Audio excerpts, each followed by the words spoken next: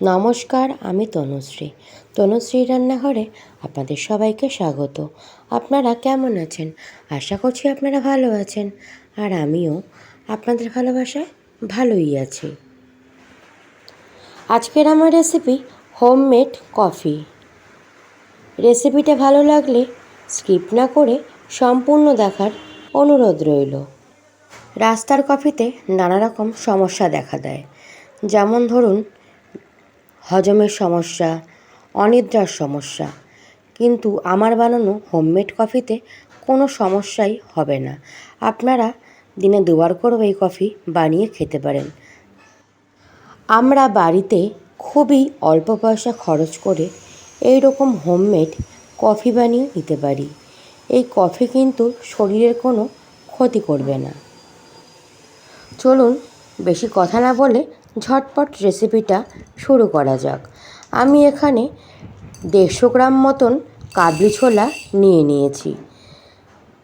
পরিষ্কার সুতির কাপড় দিয়ে ভালো করে কাবলি ছোলা মুছে নিতে হবে।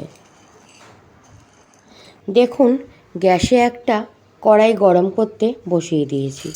সমস্ত কাবলি ছোলা কড়াইতে দিয়ে দেব।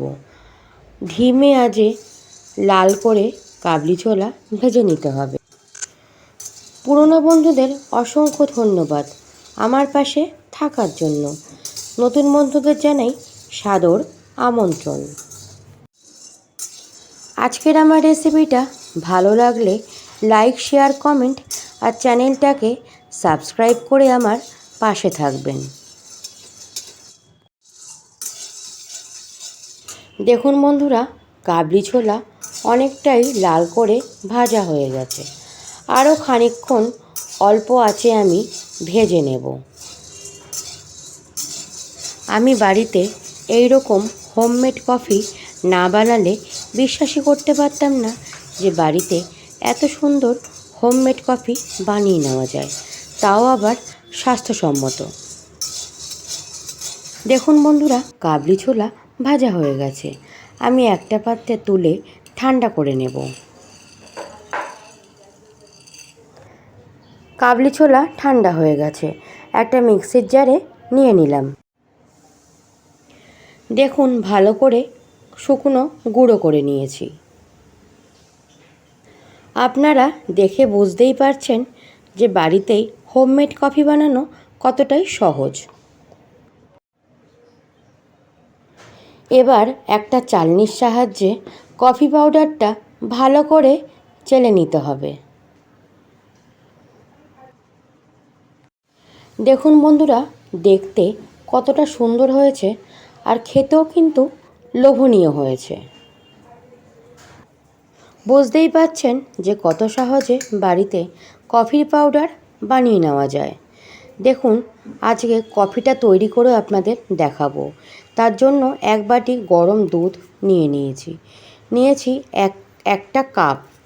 দেব সামান্য পরিমাণে চিনি, আর দেব 1 চামচ কফির পাউডার।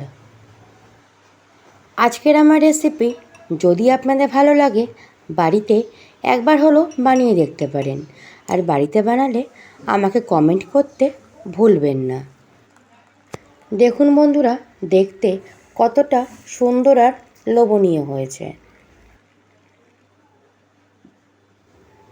আপনারা এইভাবে অল্প পয়সা খরচে বাড়িতেই ভেজালমুক্ত কফি বানিয়ে নিতে পারেন।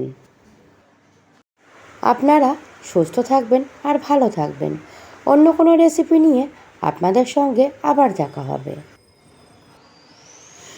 দেখুন বন্ধুরা, আমি সমস্ত কফি এই কাচের বয়ামে ভরে নিয়েছি। এটা আমি 1 মাসের জন্য সংরক্ষণ করে রাখব। টাটা বন্ধুরা।